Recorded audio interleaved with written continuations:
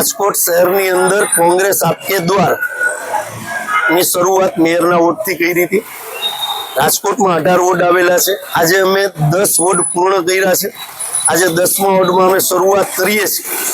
અમારા શહેર સંગઠનના આગેવાનોને સાથે રાખીને પ્રદેશ કક્ષાના આગેવાનો, મહિલા કોંગ્રેસ બધાને સાથે રાખીને આજે કોંગ્રેસ આપકે દ્વાર અમારો મુખ્ય ઉદ્દેશ છે કે જનતાનો મેનિફેસ્ટો, કે પ્રજા શું વિચારે છે, રાજકોટ શહેરની અંદર શું ઘટે છે, પોતાના વિસ્તારમાં એટલે કે જ્યાં રહે છે ત્યાં શું ઘટે છે, એ અમે ફોર્મ શહેર કોંગ્રેસ દ્વારા બહાર પાડવામાં આવ્યું છે। એમાં 14 મુદ્દાઓ છે, 2 કોલમ છે, લોકો એ ભરીને આપશે। 18 વોર્ડમાં પાછા ફોર્મ આવી જશે ત્યારે લોકો શું ઈચ્છી રહ્યા છે એના ઉપર કોંગ્રેસનો મેનિફેસ્ટો રહેશે, ન કે કોંગ્રેસનો જે પ્રજાએ લખ્યું હશે। એટલે પ્રજાનો મેનિફેસ્ટો કોંગ્રેસ ડિક્લેર કરવા જઈ રહી છે। આપના માધ્યમથી કહું છું, ભારતીય જનતા પાર્ટીનું મહાનગરપાલિકામાં કુશાસન ચાલી રહ્યું છે।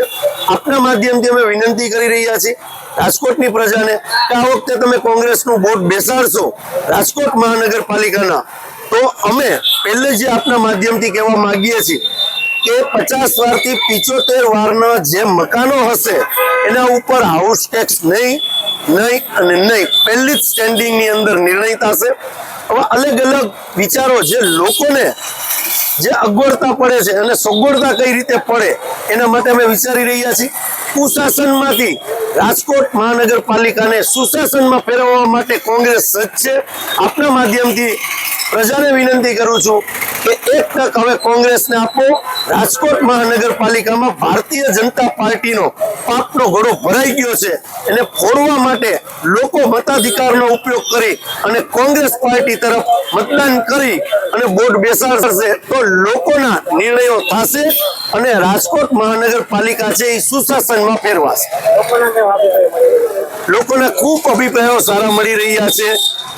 આપ અત્યારે સાથે આવો તો પણ ખ્યાલ આવશે કે કોર્પોરેટરોના નામ પણ લોકોને ખબર નથી, અને હું આજે હર્ષ સાથે, અભિમાન સાથે, ગર્વ સાથે કહી શકું કે અમારા વોર્ડ નંબર 16માં જે અમારા સુરેશભાઈ ગેરૈયા છે, બરાબર, આખી ટીમ છે અમારી, 4 કોર્પોરેટરો જે લડ્યા હતા એ હારી જવા છતાં પણ આજે વિસ્તારોની અંદર મારા 4 ઉમેદવાર, ભૂતકાળના ઉમેદવારને લોકો નામથી ઓળખે છે।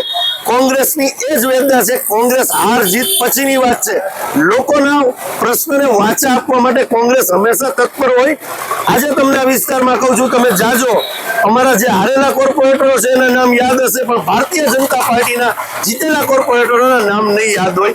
કોંગ્રેસ છે હંમેશા પ્રજાના પ્રશ્નો માટે લડતી આવી છે અને આશા રાખીએ કે આવનારા દિવસોમાં લોકો ફરીથી અમારું બોર્ડ બેસાડે અને ફરીથી અમને એક તક આપે લોકોના કામ કરવા માટેની, એવી આપના માધ્યમથી વિનંતી કરું છું।